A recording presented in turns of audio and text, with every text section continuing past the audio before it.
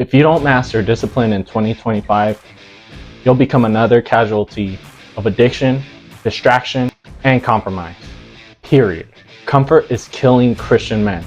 And if you think you'll just wing it into your destiny, you're already losing. I work with Christian men who are building legacies, leading families, staying spiritually strong. And you know what's taken most of them out? Not failure, lack of discipline. You will never fulfill God's call on your life accidentally. You have to train your soul, your body, and your mind for battle. This is not another Jocko video, Andrew Huberman podcast, Stoic methodology, or Jordan Peterson lecture. This is a battle-tested framework that has endured thousands of years. I used to think discipline was just for military guys or gym rats until my lazy habits started to affect my prayer life, my relationships with others, and my leadership. I'd be praying God use me while binge watching Netflix, sleeping on the Bible app, and completely skipping out on devotion time. Spoiler alert, God does not anoint excuses. He anoints preparation. I had to realize discipline isn't punishment. It's preparation for promotion. Here are 3 reasons why discipline is a non-negotiable for Christian men in 2025. Reason number 1, spiritual warfare is getting way more aggressive. 1 Peter 5:8 says, "Be alert and of sober mind." You cannot win a war with soft habits. You have to look at the world around you. Just take a step back. Don't have any preconceived notions about anything. Look at social media. Look at the news, movies. Everything that is being pushed out has an agenda to it. And you could think, oh, it's government agenda. Wrong. There is one power that's behind it all, and it's the enemy. And Jesus warned us about him in the Gospels. And the enemy has had thousands of years prepare for these moments. That song that you think is okay to listen to, guess what? Satan is using that against you. That movie that you used to watch a long time ago, that you think there's nothing wrong with it, guess what?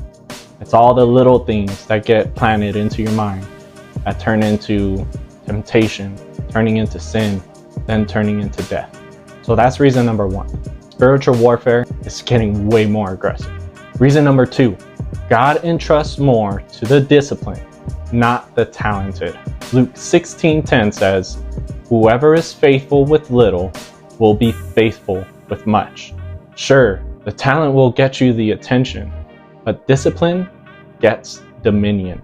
Our lives here on earth are all about stewardship. How are we stewarding what God has given us? In the church world, people say, my ministry. You know what ministry means? Administration of a gift that God gave you.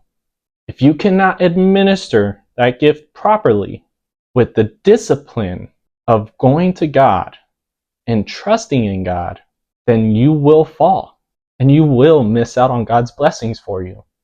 So reason number 1, spiritual warfare is only getting more aggressive. Reason number 2, God entrusts more to the disciplined, not the talented.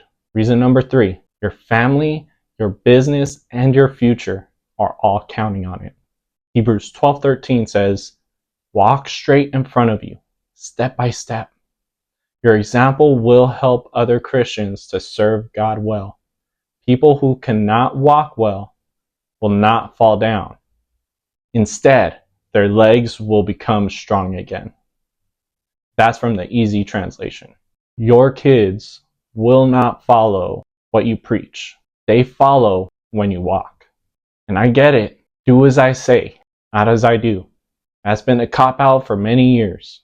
But there comes a time when your kids have had enough of you not following behind what you say, the standards that you set for them, and you're not following those. When they get older, they're not going to follow that. The path you walk now is either going to hurt future generations or it's going to heal them. Path you walk today, the choices you make today, the decisions you make today will affect future generations, flat out. You think, oh, I'm nothing. I don't have an influence. I'm not on YouTube. Whatever. Sorry, man. Doesn't matter how which way you look at it. Somebody is watching you. The word says, what a great cloud of witnesses that we have around us. Somebody is always watching how you walk out your faith. So what can I do? What are some things that I can do now to avoid becoming that lazy man or avoid staying a lazy man? Very simple. Step one, win the morning or win the start to your day. You could be working graveyards like I do now. Let's call this the triple W method.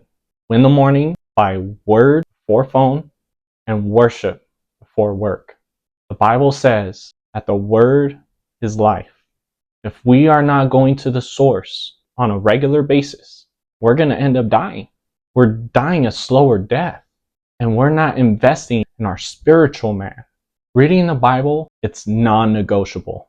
The Bible is the single most important literature that you will ever read in your entire life. Sure, you can read it from your own perspective, but I challenge you to do this. The next time you read from God's perspective.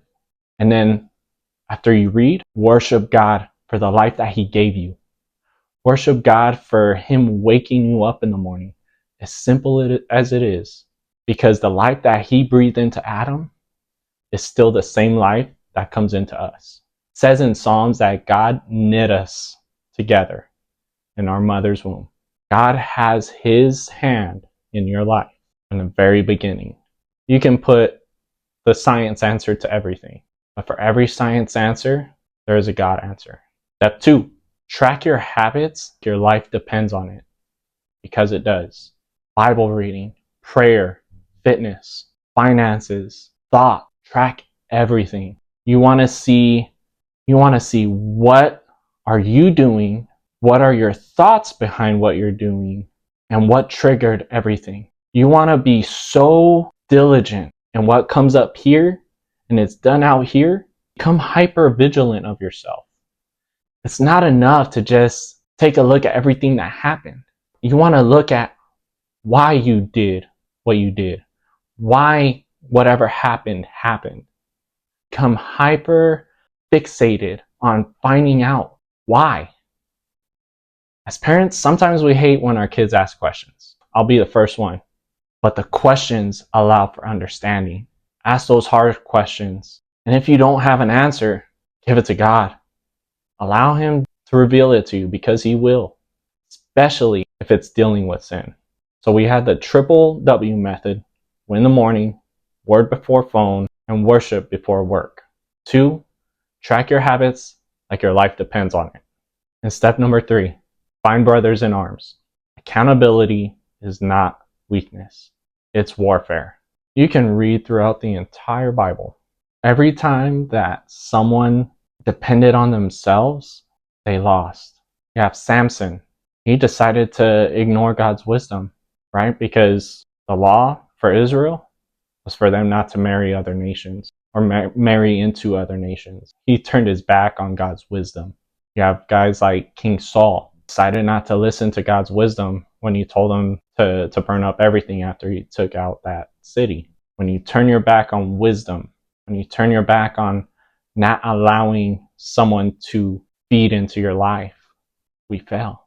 So let's look at some characters that did take accountability or have someone there with them. You have Moses, right? He had Aaron, right? That was his partner.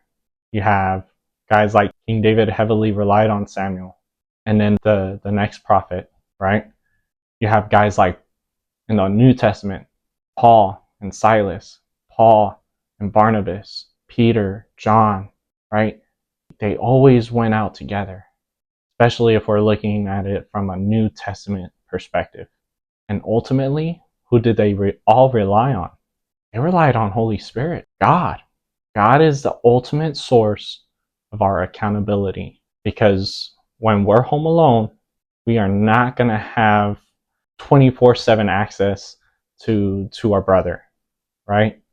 They have a life. They're asleep at 2 in the morning. Why are you awake at 2 in the morning besides work? I don't know. You have to take God's word seriously when he says, I am with you always, even to the end of time. His word is true, and by you trusting that, pays dividends into your life. So let's recap. 3 reasons why discipline is non-negotiable for men in 2025. Reason number 1, spiritual warfare is only getting crazier. Reason number 2, God entrusts more to the disciplined, not the talented. Reason number 3, your family, your business, and your future are all counting on it. So the 3 steps in becoming more disciplined, the 3 W's: win the morning, word before the phone, worship before work. 2, track your habit like your life depends on it. And 3, find brothers in arms.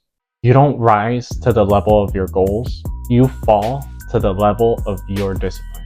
2025 will belong to the men who show up when no one's watching. Comment below, I choose discipline in 2025.